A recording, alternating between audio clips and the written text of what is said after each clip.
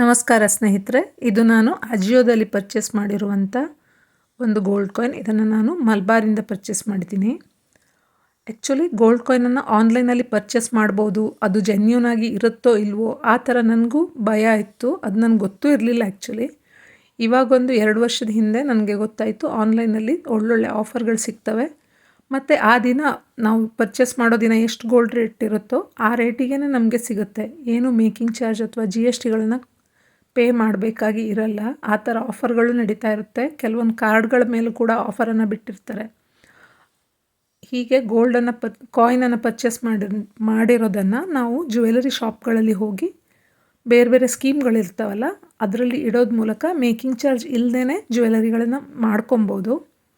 ಇದರಿಂದ ನಮಗೆ ತುಂಬ ಹಣ ಕೂಡ ಉಳಿಯುತ್ತೆ. ಫಾರ್ ಎಕ್ಸಾಂಪಲ್ ಇವಾಗೊಂದು ನಾವು 50 ಗ್ರಾಮಿಂದೊಂದು ಮಾಡ್ತಾಯಿದ್ದೀವಿ, ಒಂದು ಸರ ಮಾಡಿಸ್ಕೊತಾ ಇದ್ದೀವಿ ಅಂದರೆ ನಮಗೆ ಆಲ್ಮೋಸ್ಟ್ 1 ಲಕ್ಷದ ಹತ್ರ ಮೇಕಿಂಗ್ ಚಾರ್ಜ್ ಇರುತ್ತೆ. ಅದೆಲ್ಲವನ್ನು ನಾವು ಸೇವ್ ಮಾಡ್ಬೋದು ಸ್ಕೀಮ್ಗಳಲ್ಲಿ ಇಡೋದ್ರಿಂದ. ಕೆಲವೊಂದು ಜ್ಯುವೆಲರಿ ಶಾಪ್ಗಳಲ್ಲಿ ಕೆಲವೊಂದು ಬೆನಿಫಿಟ್ಗಳು ಸಿಗ್ತವೆ. ಅದೆಲ್ಲದ್ರ ಬಗ್ಗೆ ನನಗೆ ಮೊದಲು ಗೊತ್ತಿರಲಿಲ್ಲ. ಇವಾಗ ಅದೆಲ್ಲ ಕೂಡ ಗೊತ್ತಾಗಿದೆ.